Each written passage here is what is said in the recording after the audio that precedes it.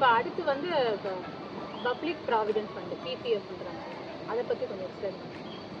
Public provident fund அப்படின்றது வந்து என்ன அப்படின்னா, அது வந்து ஒரு long term investment scheme. Post ஆஃபீஸ்லேயே இருக்கிறதுலே ஒரு பெஸ்ட்டான ஒரு ஸ்கீம் சொல்லலாம். ரொம்ப வருஷமாகவே இந்த ஸ்கீம் வந்து ஆப்ரேஷன்ஸில் இருக்குது. நிறையா பேர் எனக்கு தெரிஞ்சு வந்து ஒர்க்கிங் ப்ரொஃபஷனல்ஸ் நிறையா பேர் இந்த ஸ்கீமில் வந்து இன்வெஸ்ட் பண்ணிகிட்ருக்காங்க. இது வந்து 15 இயர்ஸ் இன்வெஸ்ட் பண்ணக்கூடிய ஸ்கீமு. இப்போ வந்து இப்போ போஸ்ட் ஆஃபீஸில் போய் நம்ம வந்து இப்போ ஒரு வேலைக்கு போயிட்டுருக்கோம்.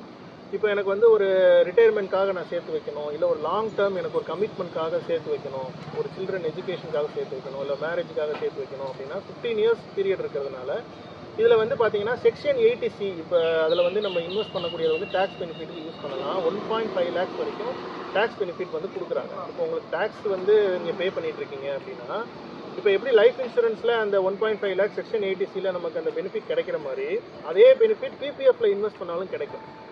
இப்போ ஒரு வருஷத்துக்கு மினிமம் 500 rupees, மேக்ஸிமம் அந்த 1.5 லட்ச ரூபா வரைக்கும் செக்ஷன் 80Cயில் இருக்கக்கூடிய அந்த 1.5 லட்ச ரூபா வரைக்கும் பிபிஎஃப்ல நம்மளால் வந்து இன்வெஸ்ட்மெண்ட் வந்து பண்ண முடியும். பிபிஎஃப் பொறுத்தளவுக்கு வந்து நல்ல ஓரளவுக்கு டீசெண்டான ரிட்டர்ன்ஸ் வந்து கிடைக்கும். 7.1% வந்து ரிட்டர்ன்ஸ் வந்து கிடைக்குது.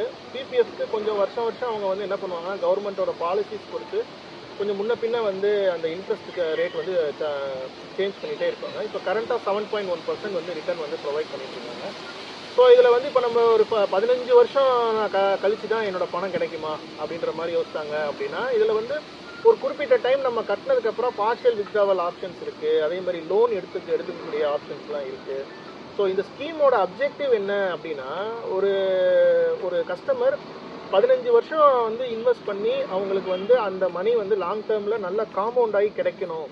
ப்ளஸ் அந்த மணியை வந்து அவங்க ஒரு ரிட்டையர்மெண்ட் ஃபண்டாகவோ, இல்லை ஒரு வீடு கட்டுறதுக்கோ, இல்லை ஒரு குழந்தைங்களுக்கு மேரேஜ் பண்ணுறதுக்கோ, இல்லை ஹையர் எஜுகேஷனுக்காகவோ கிடைக்கணும் அப்படின்ற ஒரு அப்ஜெக்டிவ்காக டெவலப் பண்ணதான் வந்து இந்த மாதிரி தாட் இருக்க கஸ்டமருக்கு இது கரெக்டாக இருக்கும்.